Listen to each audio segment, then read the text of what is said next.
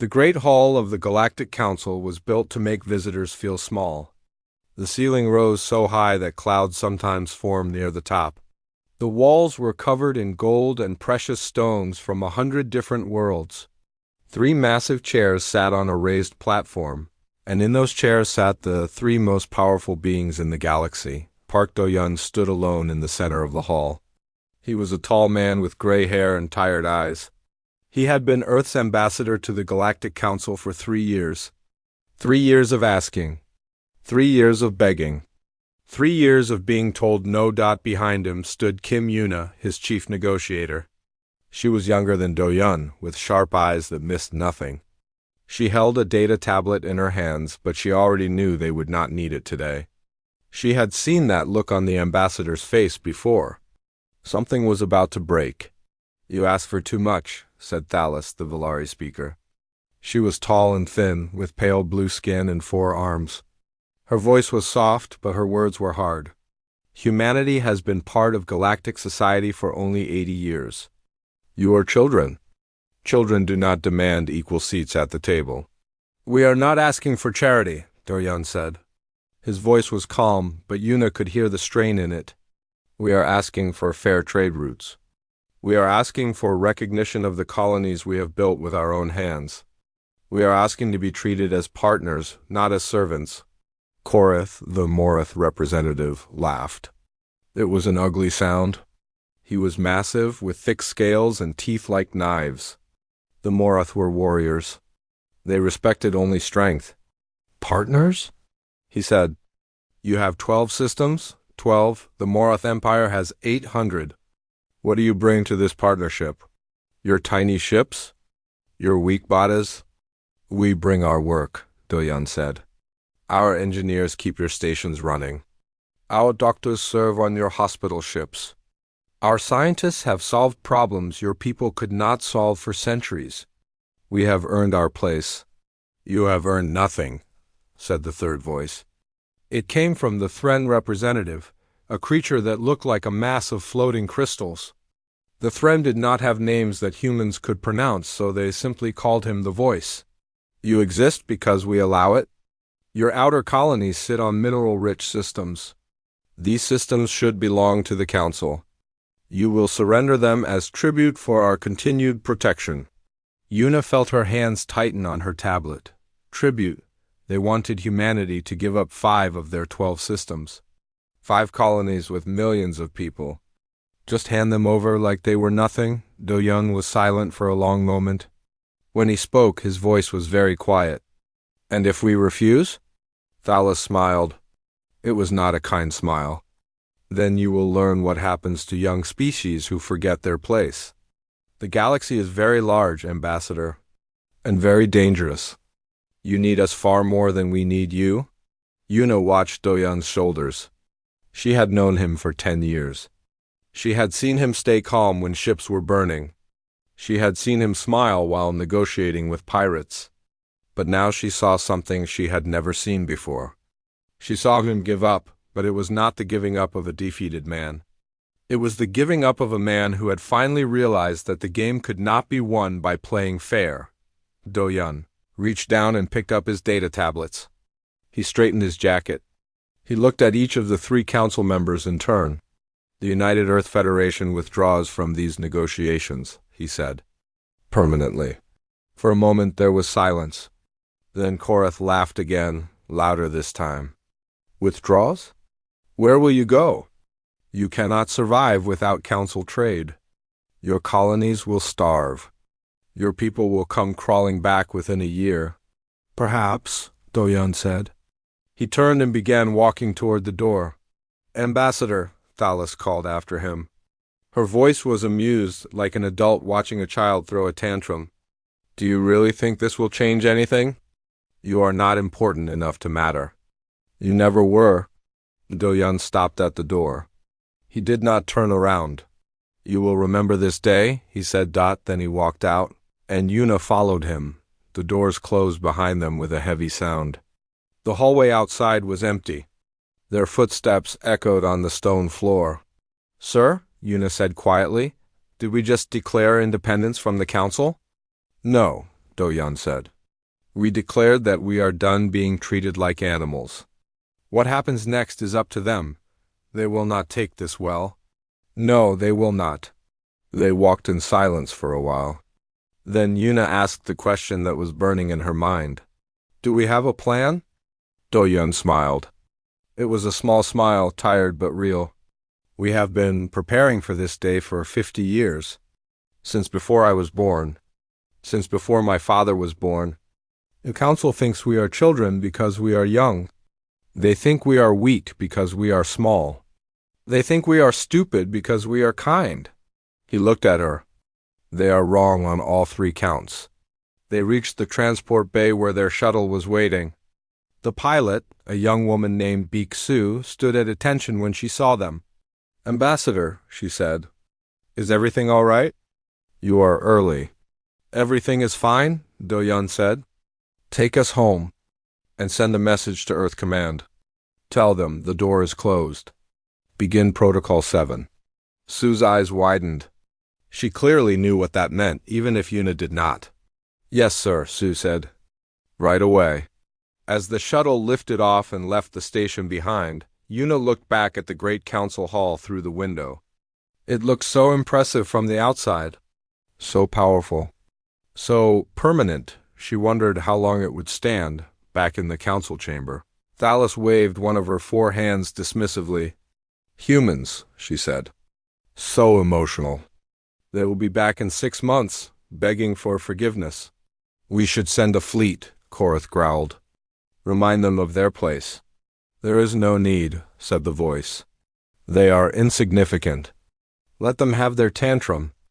They will learn soon enough that they cannot survive alone.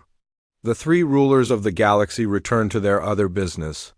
They had more important things to worry about than one small. Angry species. They would realize their mistake soon enough, but by then, it would be far too late. 6 months passed, and the galaxy began to notice that something was wrong. It started with small things. A human engineer who did not show up for work on a Morath battlecruiser. A human doctor who left a Velari hospital without saying goodbye. A human translator who simply vanished from a Thren diplomatic mission. At first, no one thought much of it. Humans were everywhere in the galaxy. They took the jobs that other species did not want. They worked in the hot engine rooms. They served in the dangerous frontier clinics. They translated languages that no one else had patience to learn. Losing a few of them meant nothing. But then a few became dozens, and dozens became hundreds, and hundreds became thousands. Choi Minho sat in the Strategic Command Center on Earth and watched the numbers climb. He was a young lieutenant with a serious face and quick hands. His job was to coordinate the recall of every human asset from Council space. It was the biggest secret operation in human history, and it was his responsibility to make sure no one noticed until it was too late. Transport 7 just crossed into our space, said the officer next to him. 342 engineers from Morath Station Kappa. Good, Minho said. How many are still out there? About 12,000. Another 2 months, and we will have everyone. 2 months. It seemed like a long time, but they had waited 50 years. They could wait a little longer, his communicator beeped. He looked at it and felt his heart sink. It was a message from his sister. Choi Yunji was a xenobiologist. She had spent the last 5 years working on a Velari science vessel, studying plants from 100 different worlds. She was brilliant. She was also stubborn. When Minho first told her about the recall, she refused to come home. My work is important, she had said. I am close to a breakthrough. Disease-resistant crops that could feed billions of people. I cannot just leave. You have to, Minho had said. It is not safe anymore. The Velari are scientists. They will not hurt me. But now she was sending him a message. That meant something had changed. He opened it. Her face appeared on the screen. She looked tired. And scared. You were right, she said. I am coming home. I will be on the next transport. What happened? Minho asked. Yunji was quiet for a moment. They started asking questions. About my research. About my files? They wanted copies of everything. When I said no, they said it was Valari property because I did it on their ship. She shook her head. 5 years of my life, and they think they own it. They never respected me. I was just useful to them. Minho felt anger rise in his chest, but he pushed it down. Just come home. Bring all your research with you. Every file, every sample. Do not leave them anything. I will not, Yinji said. I promise. She ended the call, and Minho sat back in his chair. His sister was one of the last to understand, but she understood now. That was what mattered. Across the galaxy, the Council was beginning to feel the effects of the human withdrawal on the Valari homeworld. Food production fell by 30%. It turned out that human agricultural consultants had been managing most of their farming systems. The Valari had the technology, but they did not have the patience for the slow, careful work of growing things. They had always left that to others. In Thren space, communication arrays began to fail. The Thren had designed brilliant systems, but they were too proud to do maintenance work. Human technicians had kept everything running for decades. Now those technicians were gone, and no one knew how to fix the problems they left behind. The Morith had the biggest shock of all. Their newest warships, the pride of their fleet, refused to move. The navigation systems were locked. The engines would not start. Human programmers had written the software that controlled everything, and they had written it with secret codes that only humans knew. Korith screamed and broke things. He threatened to kill every human in Morith space. But there were no humans left in Morith space. They had all gone home. THLIS sent a message to Earth. It was not a request. It was a demand. You will return your workers to their positions immediately. You will unlock our systems. You will provide the codes we require. This is not a negotiation. This is an order. Failure to obey will be considered an act of war.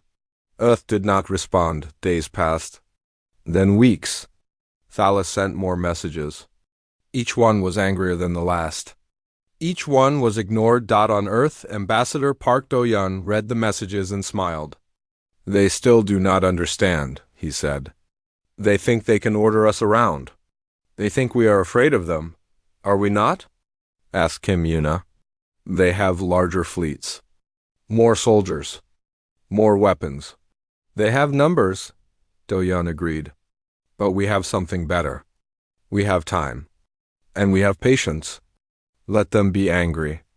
Let them make threats. Every day that passes, they grow weaker and we grow stronger. He was right. Every day more humans came home. They brought their skills with them. They brought their knowledge. They brought their anger at being treated like servants for so long, and they brought something else. They brought secrets. Every human who had worked in Council space had seen things.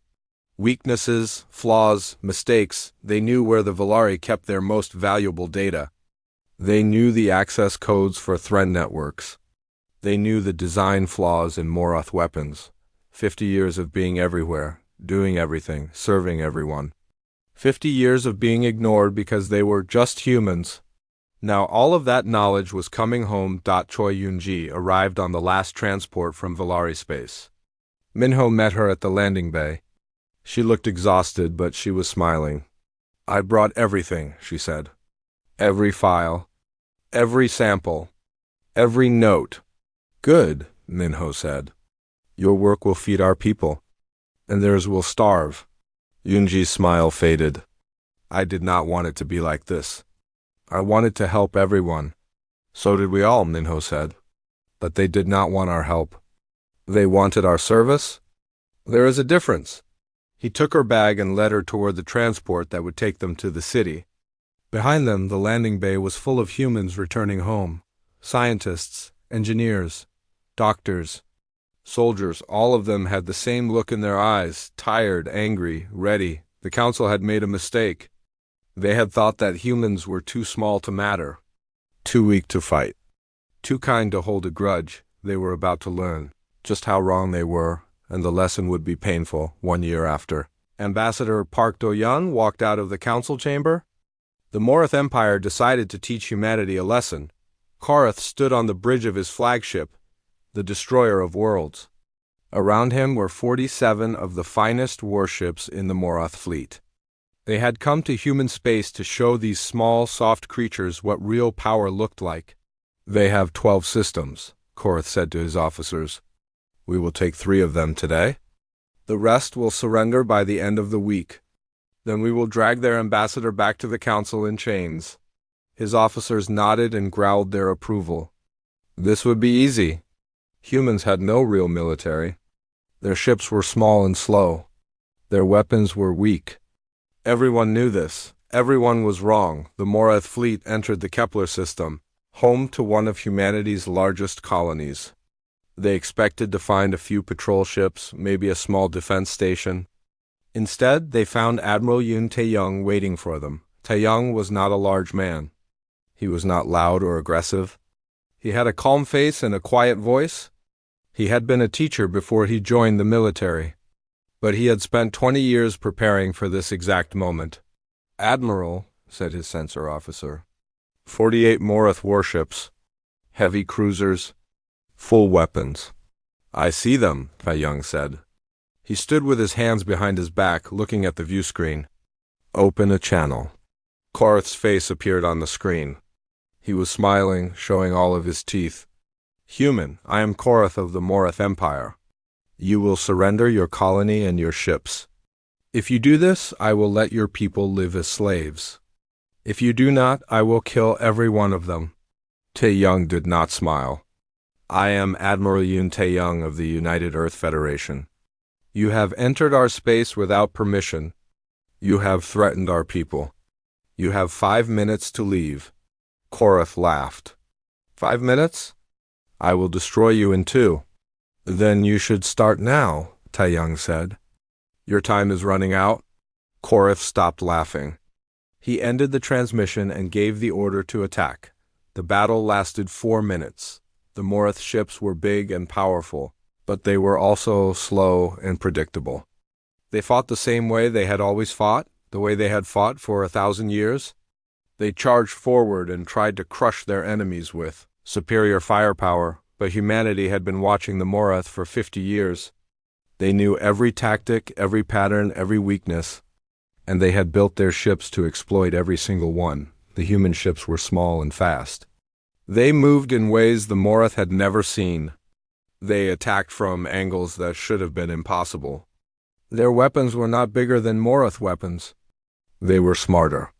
They hit the exact spots where Morath armor was weakest.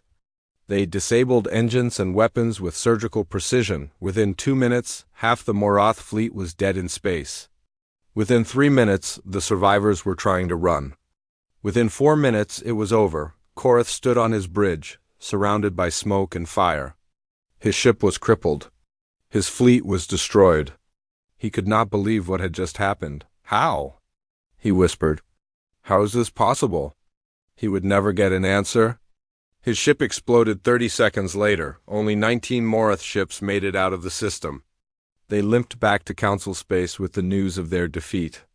The story spread across the galaxy within hours. The Morath had lost 47 ships. The humans had lost 3. On Earth, Defense Minister Beek Jasu addressed the Federation Assembly. She was a small woman with white hair and cold eyes. She had spent her entire life preparing for this war, and she was not surprised by the victory. "For 50 years we have been building," she said, "hidden shipyards in our outer systems, secret research facilities on moons and asteroids, weapons designed specifically to defeat each council species. We did this because we knew this day would come. We hoped it would not. We prepared because we knew it would."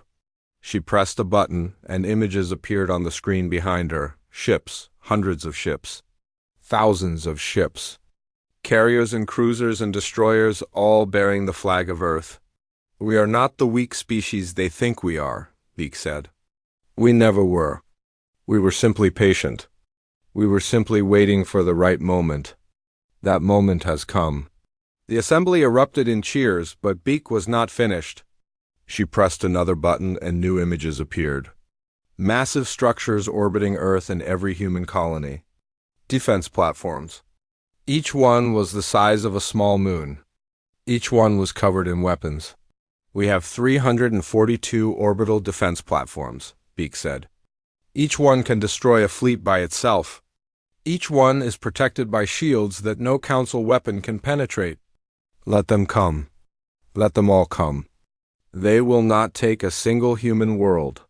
That night, Han Soman, Earth's intelligence chief, made sure the Council received copies of these images. She sent them through channels that the Council thought were secret. She wanted them to know that humanity knew their secrets. She wanted them to be afraid. On the Valari homeworld, Thalis watched the images in her private chamber. She watched them again and again. Her forehands were shaking. "This is not possible," she said. "They are humans. They are nothing." "They are not nothing," said her advisor. "They have been preparing for this for 50 years. While we ignored them, they were building. While we insulted them, they were learning. We made a terrible mistake. What do we do? I do not know. But we cannot fight them. Not anymore. Perhaps not ever." Thalis sat in silence for a long time. She thought about all the times she had dismissed human concerns. All the times she had called them children. All the times she had laughed at their requests for respect. She was not laughing now, across the galaxy. The other species were having similar realizations. The Thren calculated the odds of winning a war against humanity and did not like the numbers. Minor species that had always been bullied by the Council began to look at humans with new eyes. Maybe there was hope after all. Maybe the Council could be challenged on Earth. Admiral Yun Tae-young visited the memorial for the 3 ships that had been lost in the battle. 112 humans had died. He knew all of their names. He had written letters to all of their families. Was it worth it? Asking Yuna, who had come with him, Tae-young thought about the question for a long time. They gave their lives so that we would never have to kneel again. Yes, it was worth it. But I wish it had not been necessary. So do we all, Yuna said. They stood in silence, remembering the dead. The wind blew across the memorial, carrying the smell of flowers. The battle was over. But the war was just beginning. And humanity was ready. 18 months after humanity walked away from the Council, the galaxy was falling apart. Bashin Nara stood at the window of her office and watched the refugee ships arriving. There were hundreds of them today. There had been hundreds yesterday. There would be hundreds tomorrow. They came from everywhere: Valari, Thren, Morath, and dozens of smaller species that had never been part of the Council but had always lived under its shadow. They came to human space because they had nowhere else to go. Nara was the Federation's Director of Humanitarian Affairs. It was a job that had not existed 2 years ago. Now it was one of the most important positions in the government. She had 10,000 people working for her, and it was not enough. "Director," said her assistant, a young man named Quan Ti-min, "the Council has sent another message. They are demanding that we stop accepting refugees. They say we are stealing their citizens." Nara laughed, but there was no humor in it. "Stealing? These people are running for their lives. The Council cannot feed them, cannot protect them, cannot give them medicine or jobs or hope. But we are stealing them? What should I tell them? Tell them nothing. We stopped answering their messages a year ago. We are not going to start now." She turned back to the window. The ships kept coming. The collapse had happened faster than anyone expected. Without humans to hold things together, the Council had started to tear itself apart. The Valari and the Morath had nearly gone to war over a disputed nebula. For 300 years, humans had served as mediators between them. Humans had written the treaties. Humans had managed the negotiations. Humans had found compromises when everyone else was ready to fight. Now there were no humans, and the old hatreds came rushing back. The Thren made things worse. They sold weapons to both sides. They spread lies and rumors. They played the Valari and Morath against each other, hoping to weaken both and take power for themselves. It was what they had always done. But without humans to expose their tricks and calm tensions, Their schemes worked too well. The war was stopped only when both sides realized they were running out of food and fuel. Their economies were collapsing. Their people were starving. They needed every resource for survival, not for fighting, but stopping the war did not solve the problems. Piracy exploded along the trade routes. Without human security forces to patrol the shipping lanes, criminals took over entire sectors. Goods stopped moving. Prices rose. People suffered. The minor species suffered most of all. They had never had much power in the council. They had survived by trading with everyone and staying out of conflicts. Now there was no one to trade with and conflicts were everywhere, so they ran. They packed what they could carry and fled to the only place that seemed safe. Human space. Lieutenant Choi Min-ho led a patrol along the border. His job was to escort refugee ships safely to human stations. It was dangerous work. Pirates attacked the convoys. Sometimes council ships tried to stop them, demanding that the refugees return. Min-ho's orders were clear: protect the refugees at all costs. Today, his patrol found something unexpected. A Valari transport ship, drifting without power. It had been attacked by pirates. The engines were destroyed. The hull was torn open. Life support was failing. Get us alongside, Min-ho ordered. Prepare rescue teams? Sir, said his sensor officer. There are over 200 people on that ship. Valari civilians? If we take them on board, we will not have room for our own crew. Then we will be crowded, Min-ho said. Move. His crew did not hesitate. Within an hour, they had rescued every person on the Valari ship. The survivors were scared and confused. Many were injured. Some were children. Min-ho made sure each of them received food, water, and medical care. Among the survivors was a young Valari diplomat named Salith.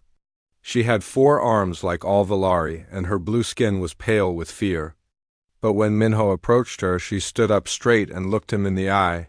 Why did you save us? She asked. We are Valari. Your enemies. You are not our enemies, Min-ho said. You are people who needed help. That is all that matters. Salith stared at him for a long moment. Then she did something Min-ho did not expect. She started to cry. I am sorry, she said. I worked for the council. I wrote reports about humanity. I told them what they wanted to hear. That you were not important. That you contributed nothing of value. That you could be replaced. She shook her head. I knew it was lies. I knew how much you did for us. But I wrote the lies anyway because that was my job. Min-ho did not know what to say.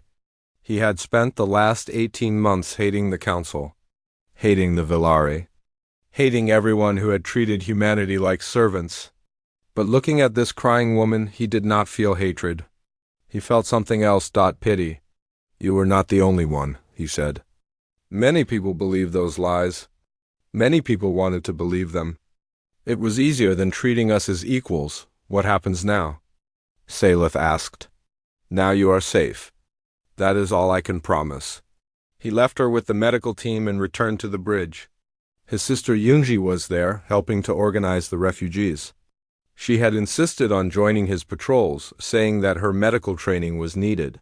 He suspected she also wanted to see the consequences of the council's arrogance with her own eyes. Did you talk to the Valari diplomat? Yoonji asked. Yes. What did she say? She said she was sorry. She said she knew the truth but wrote lies anyway. Yoonji nodded slowly. Do you believe her? Min-ho thought about it. I believe she is sorry now. I do not know if she would have been sorry if the council was still strong. But does it matter? She cannot undo what was done. None of them can? No, Yoonji agreed. But maybe they can learn. Maybe that is something. On Earth, President Oh Jun-ho received a formal message from Thalas. It was different from the angry demands of the past year. It was polite, careful, almost humble. We request renewed dialogue, the message said. We recognize that mistakes were made. We are prepared to discuss new arrangements that better reflect the current situation. Jun-ho read the message 3 times. Then he called a meeting of his advisors. What do they want? asked Defense Minister Beek Jasu. They want us to save them, said Intelligence Chief Han Soman. Their economy is collapsing. Their people are starving. Their military is in ruins after the Moroth Civil War and the fighting in the nebula. They have no choice but to ask for help. Help, said Ambassador Park Do-yeon. He was old now and tired, but his eyes were still sharp. 2 years ago, they told us we were children who needed to know our place. Now they want our help. What should we tell them? Junho asked. Do-yeon smiled. It was not a kind smile. Tell them no. One word. Nothing else. Will that not make things worse?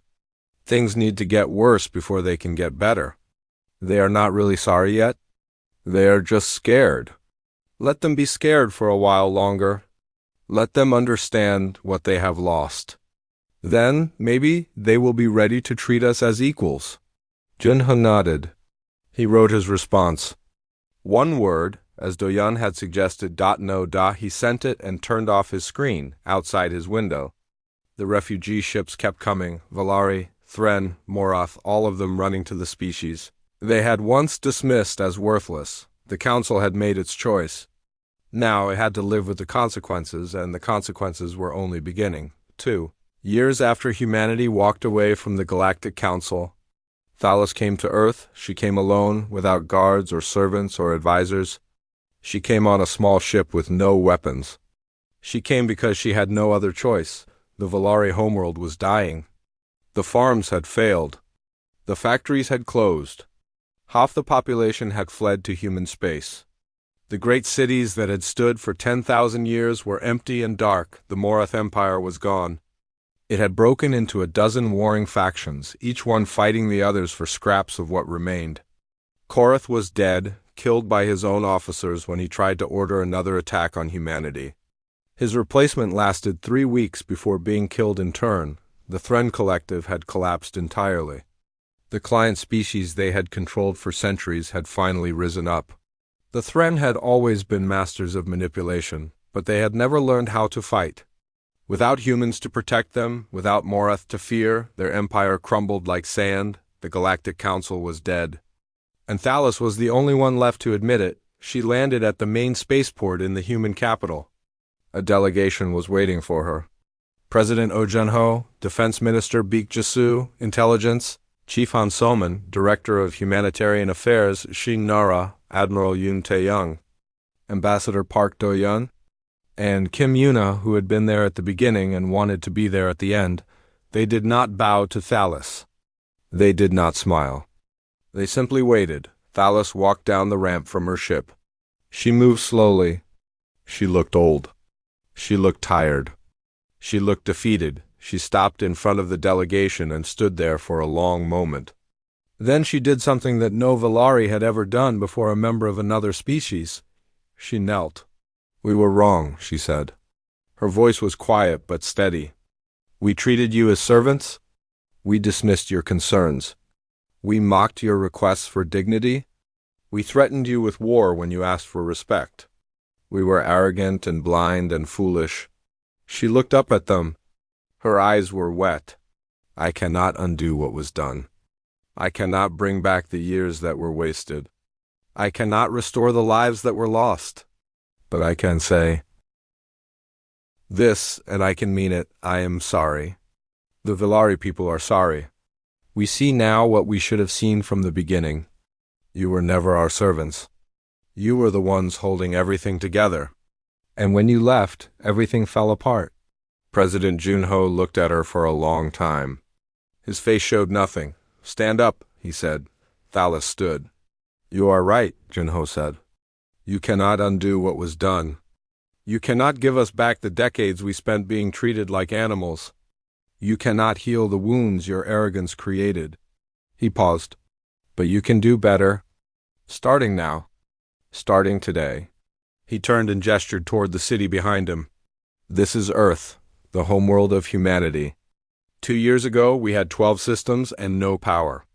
Now we have 43 systems, 12 new colony worlds, and the strongest military in the galaxy. But that is not what makes us different from the Council. He looked at Thalos again. What makes us different is that we do not want subjects. We do not want tribute. We do not want to rule over others and make them kneel. We want partners. We want allies. We want friends. You have them, Dallas said. Whatever you need, whatever we can give. We do not want you to give us anything, said Kim Yuna, stepping forward. We want you to join us. As equals. Not because you are afraid of us, but because you believe in what we are building. What are you building? A new order, said Ambassador Doyon. We call it the Human Cooperative Sphere, but the name is misleading. It is not just for humans. It is for everyone who wants something better than what the Council offered. He gestured to the spaceport around them.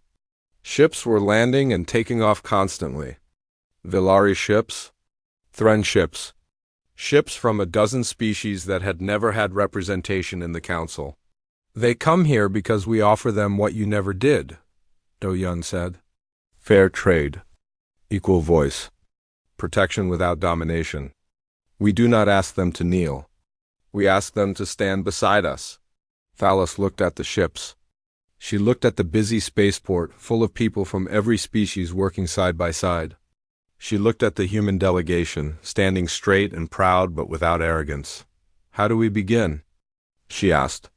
You already have, Jano said. Over the following months, the shape of the new galaxy became clear. The human cooperative sphere grew.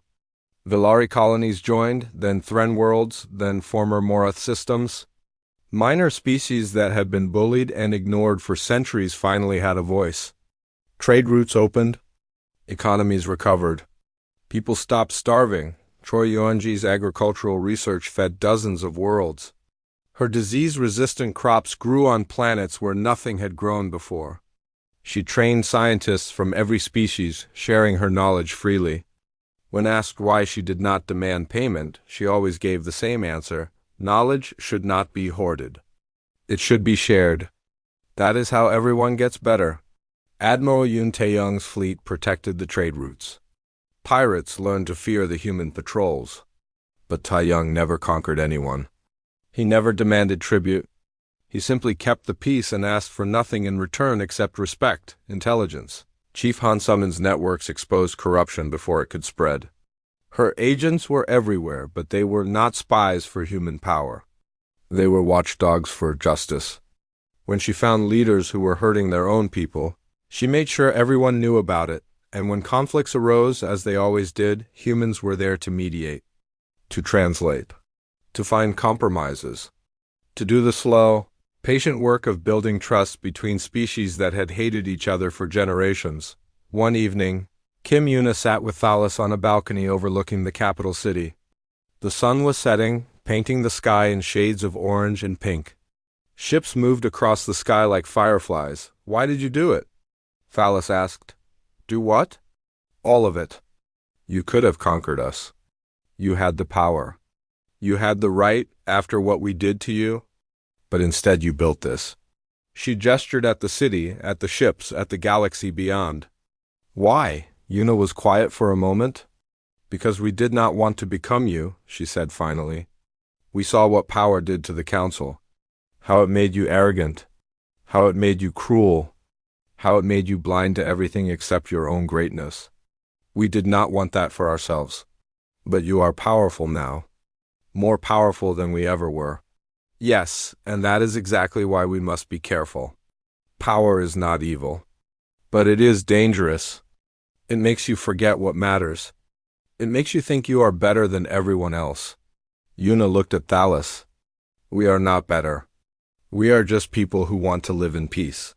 Who want to be treated with respect. Who want to build something good for our children and our grandchildren. That is all we ever wanted. That is what we should have given you from the beginning. Yes, it is. They sat in silence, watching the sunset dot in the years that followed. The old council became a memory. A warning. A lesson about what happens when you mistake power for worth and service for weakness. The galaxy was not perfect. It would never be perfect. There were still conflicts, still problems, still injustices to fight. But there was also hope. There was cooperation. There was respect, and at the center of it all, holding everything together, were the humans. Not because they were the strongest, not because they were the smartest, but because they had learned something that the old council never understood. True strength is not about making others kneel. It is about helping them stand.